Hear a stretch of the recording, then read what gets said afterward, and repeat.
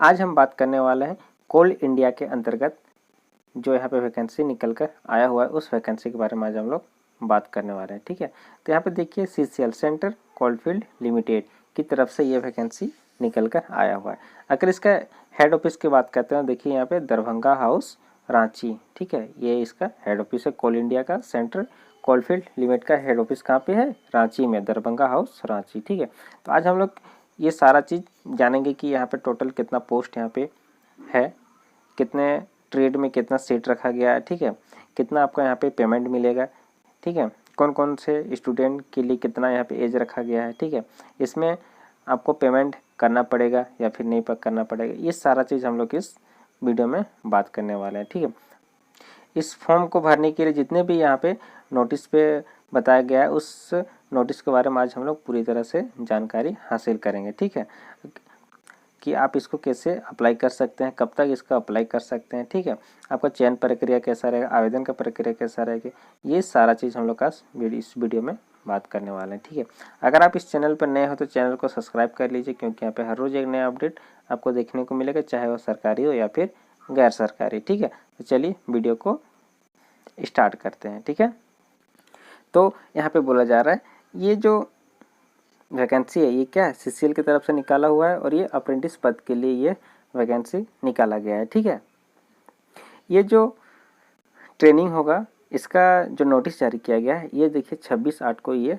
Notice जारी कर दिया गया है। ठीक है, तो आइए देखते हैं यहाँ पे क्या बोला जा रहा है। ठीक है, सेंट्रल कोलफील्ड लिमिटेड रांची के विभिन्न क्षेत्रों में स्नातक, डिप्लोमा, ITI, 10वीं एवं 12वीं उत्तीर्ण निम्न संवर्ग में कुल 1180 अप्रेंटिस प्रशिक्षण हेतु अभ्यर्थी विभिन्न इकाई में निम्न प्रशिक्षण अवधि के प्रशिक्षण हेतु अप्रेंटिस पोर्टल के माध्यम से आवेदन आमंत्रित किए जा रहे हैं। ठीक है, यानी कि ये जो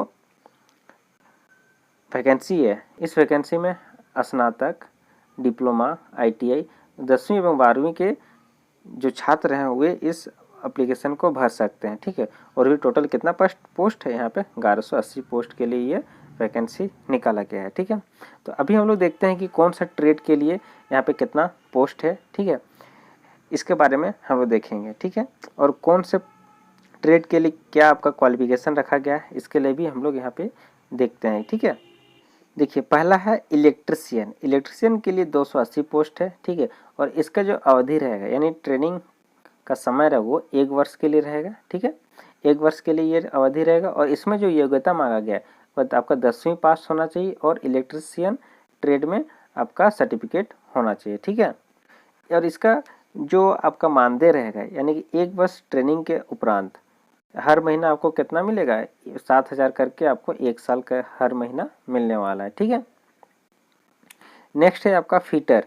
ठीक है, फिटर के लिए 150 पोस्ट है और इसका अवधि भी 1 वर्ष रहेगा ट्रेनिंग पीरियड, और इसमें भी 10वीं पास होना चाहिए और फिटर ट्रेड में NTC सर्टिफिकेट आपके पास होना चाहिए। ठीक है, और इसमें भी आपका पेमेंट 7,000 रखा गया है, यानी कि हर महीना आपको इसमें 7,000 करके स्टाइपेंड के रूप में आपको मिलने वाला है। ठीक है, नेक्स्ट है मैकेनिकल डीजल, इसमें टोटल पोस्ट है 30, इसमें भी समय 1 वर्ष रखा गया है और इसमें भी क्या बोला गया 10वीं पास और मैकेनिकल डीजल ट्रेड में क्या NTC सर्टिफिकेट आपके पास होना चाहिए। ठीक है, और इसमें भी आपका लगभग 7,000 आपको हर महीना के हिसाब से आपको स्टाइपेंड मिलने वाला है। ठीक है, नेक्स्ट है आपका वेल्डर के लिए 10 सीट है, इसमें भी 1 वर्ष रखा गया समय और इसमें भी आपका 10वीं पास और वेल्डर ट्रेड में क्या किया गया आपको सर्टिफिकेट मांगा गया है और सेम है इसमें भी आपका हर महीना 7,000 के हिसाब से आपको यहाँ पे स्टाइपेंड दिया जाएगा। ठीक है, नेक्स्ट है कंप्यूटर ऑपरेटर एवं प्रोग्रामिंग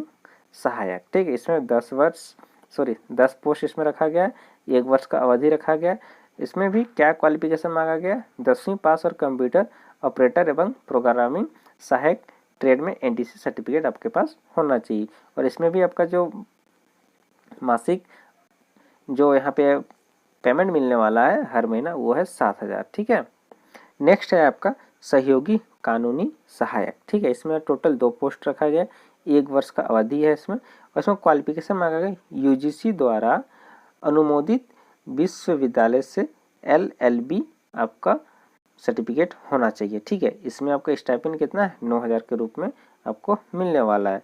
नेक्स्ट है हेल्थ सैनिटरी इंस्पेक्टर, ठीक है, इसमें 2 पोस्ट रखा गया, 1 वर्ष का अवधि है, ठीक है। इसमें 10वीं पास होना चाहिए और हेल्थ सैनिटरी इंस्पेक्टर ट्रेड में क्या होगा, एनटीसी सर्टिफिकेट होना चाहिए।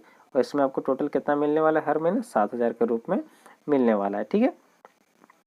अगर हम लोग इसमें आयु सीमा की बात करते हैं, ठीक है, आयु सीमा की अगर बात करते हैं तो इन सभी ट्रेडों में, ठीक है, इन सभी ट्रेडों में आपका आयु सीमा क्या है, देखिए 1/8/2024 का वो टोटल 18 वर्ष हो जाना चाहिए और अधिकतम 27 वर्ष होना चाहिए, ठीक है। अनारक्षित वर्ग में आपका क्या होना है, 27 वर्ष हो जाना चाहिए, ठीक है। आरक्षित सीटों के लिए यहाँ पे क्या 5 साल की आपको छूट मिलेगा SC/ST में, ठीक है। और OBC में कितना 3 साल के लिए आपको यहाँ पे छूट मिलने वाला है, ठीक है। यानी कि 30 साल 32 साल तक आप इसको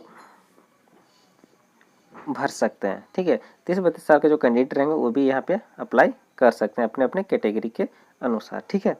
नेक्स्ट हम लोग बात करते हैं मेडिकल लेबोरेटरी टेक्नीशियन। इसमें टोटल पोस्ट है आपका 14 और प्रशिक्षण की अवधि यानी कि ट्रेनिंग की जो अवधि रहेगी वो 15 महीने के लिए रहेगा, ठीक है।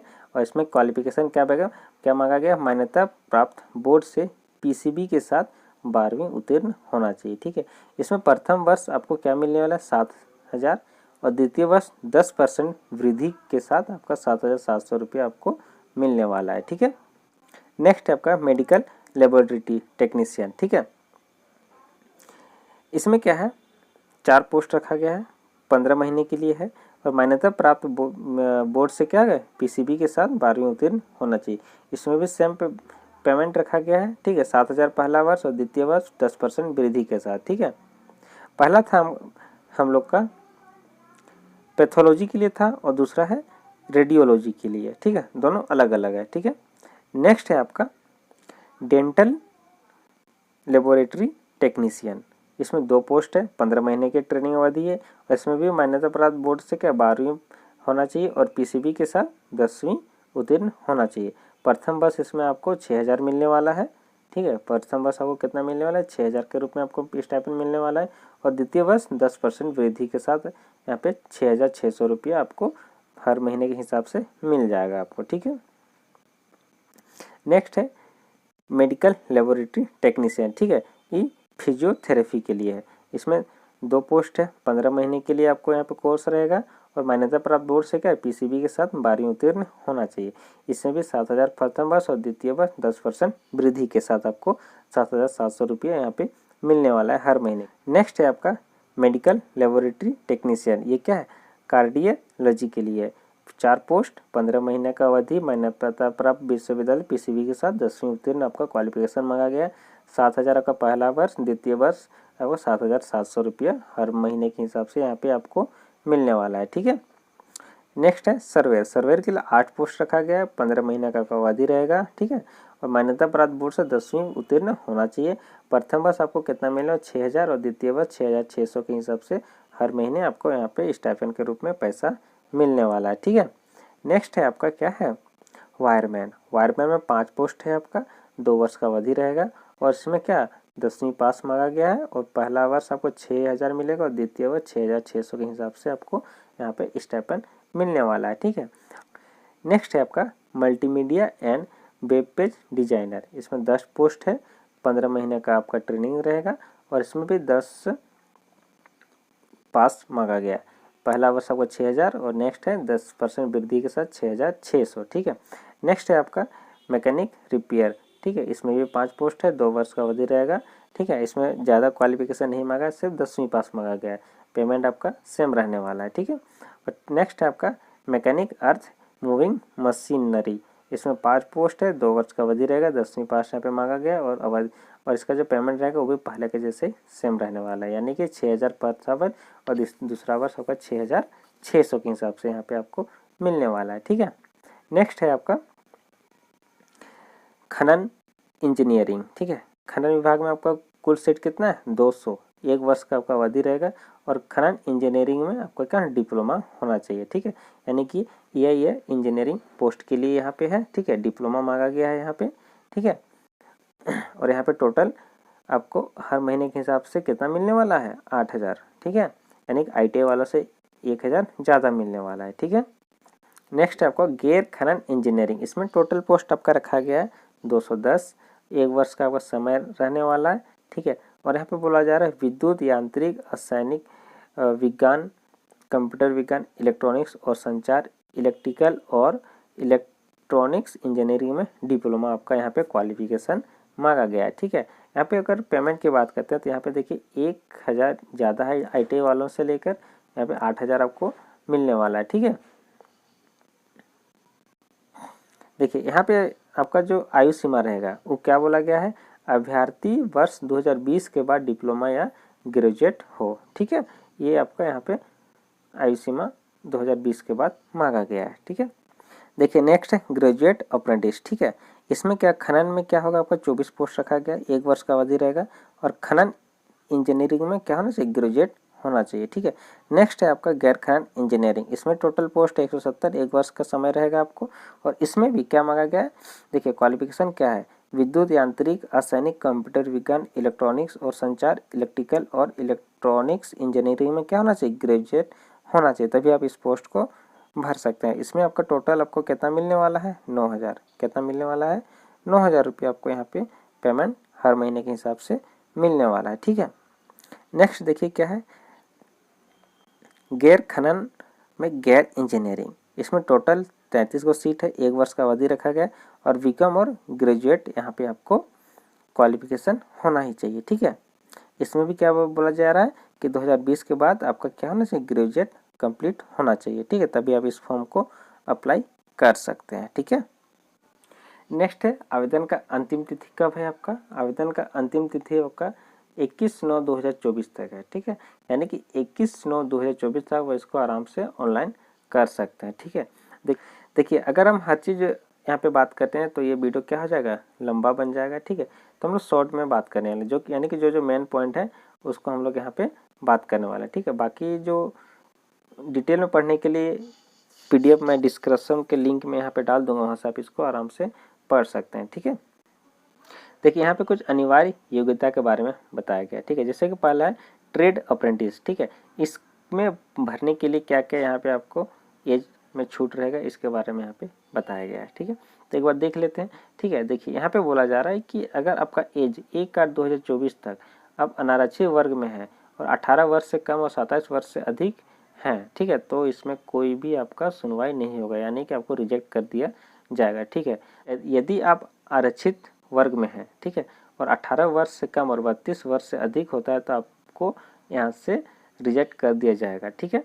देखिए अभ्यर्थी को केंद्र सरकार के द्वारा जो यहाँ पे OBC को 3 वर्ष, ठीक है, और SC ST को 5 वर्ष का समय यहाँ पे छूट मिलता है, वो छूट इसमें लागू होने वाला है, ठीक है।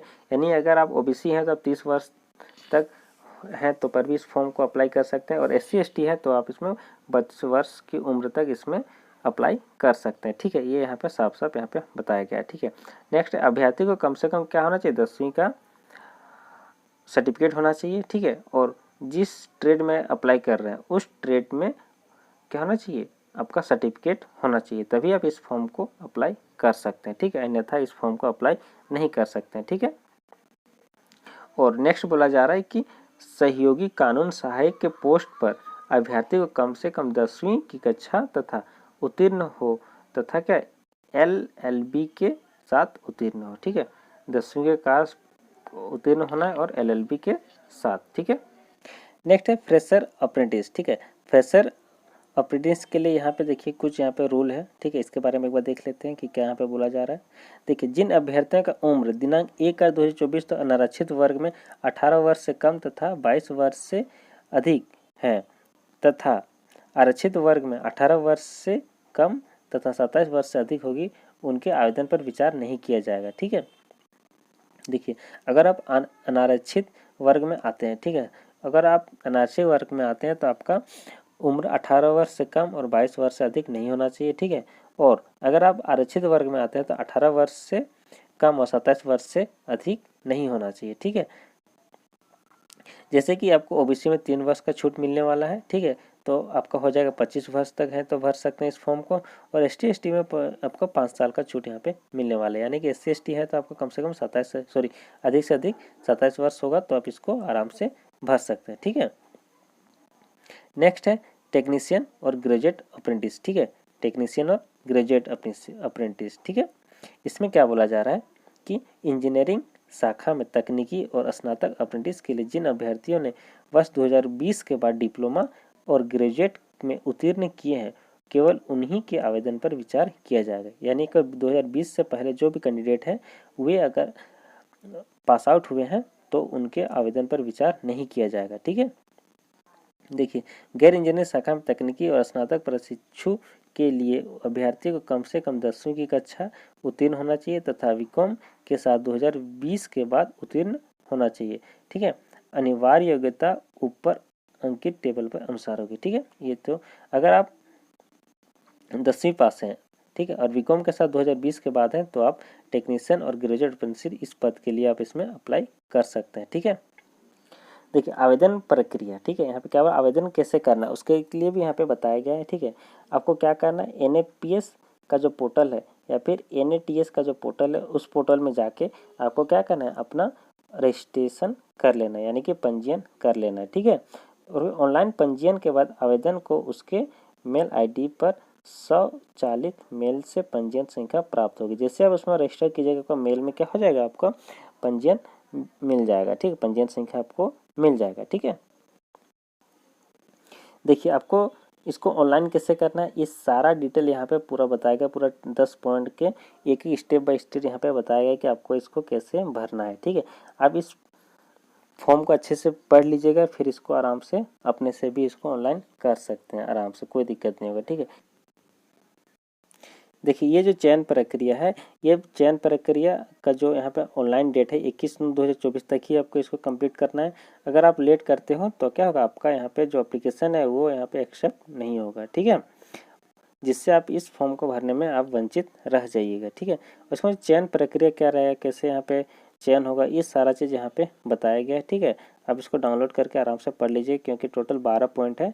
ठीक है, वीडियो हम लोग बहुत लंबा बनते जा रहा है, इसको शॉर्ट करना है। ठीक है, यहाँ पे कुछ रूल रेगुलेशन है। ठीक है, ये भी यहाँ पे दिया हुआ है। ठीक है, तो ये कोई ज़्यादा ज़रूरी नहीं है। ठीक है, आई होप कि ये वीडियो आपको पसंद आया और ऐसे ही वीडियो की जानकारी के लिए हमारे चैनल को सब्सक्राइब कर लीजिए क्योंकि यहाँ पे हर रोज़ एक नया अपडेट मिलता है, चाहे वो सरकारी हो या फिर गैर सरकारी। ठीक है, ये पूरा डिटेल है। ठीक है, देखिए ये पूरा डिटेल है। ठीक है, इसी के अनुसार आपको समझ नहीं आया होगा तो आप इस PDF को डाउनलोड कर लीजिए। ठीक है, या फिर अगर आपको नहीं समझ आ रहा है फिर भी तो आप कमेंट में अपना क्वेश्चन लिख सकते हैं। ठीक है, यथासंभव आपको इस जो आपका डाउट रहेगा उसको क्लियर किया जाएगा। ठीक है, तब तक के लिए स्टॉप करते हैं इस वीडियो को, मिलते हैं नेक्स्ट वीडियो में। ठीक है, थैंक यू।